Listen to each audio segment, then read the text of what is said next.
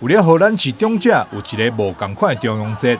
立法委员陈廷辉自9月26到9月30举办一系列敬老酒活动，活动规划慢慢画、制作个性潮 T、服装搭配、巧手装点等活动，让长辈打造属于家己的 style。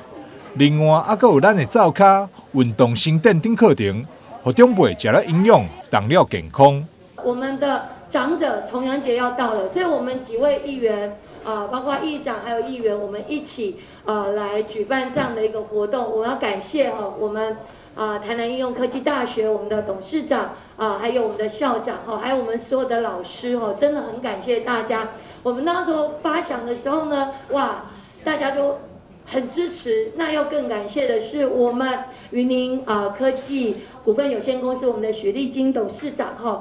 这样的一个大力赞助跟协助了让我们的长者说真的，在这么多的一个选举氛围当中，其实应该要不一样的一个方式，让他们觉得说自己是被重视的为协助宣传这项有趣味又有意义的活动，真侪议员特别带领去代言人，参像是陈廷辉甲蔡宏全打扮成运动教练，陈秋平甲周丽金变身化妆师，蔡秋兰甲陈碧玉扮演造型师，林志聪变成画家，以及议长郭信良甲议员吴通良卫星总菩萨来到宣传。那我们台南市议员非常重视整个的年长的。那今年台南市议会通过了敬老年金不排付。那未来呢，包括我们的劳健保呢，分3年劳健保呢，健保分3年给付，将全部由台南市政府来承担那这是我们对长者一个尊重。从明年开始分3年编列。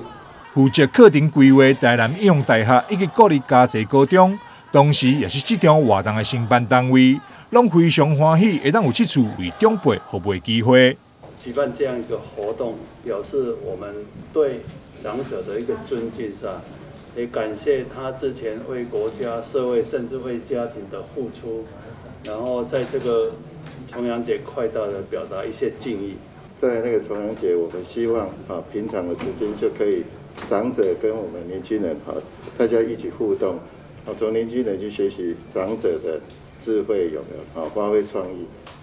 那展现在那个各个学习的成果上那我很高兴今天能够参加这个活动。5天的活动，6场无同的课程，每一项拢正适合亲子家庭以及长者做伙参加。主办单位欢迎对活动有兴趣的市民朋友，会当向台南应用科技大学推广中心报名参加，名额有限，卡手就要紧哦。台南新闻张硕维采访报道。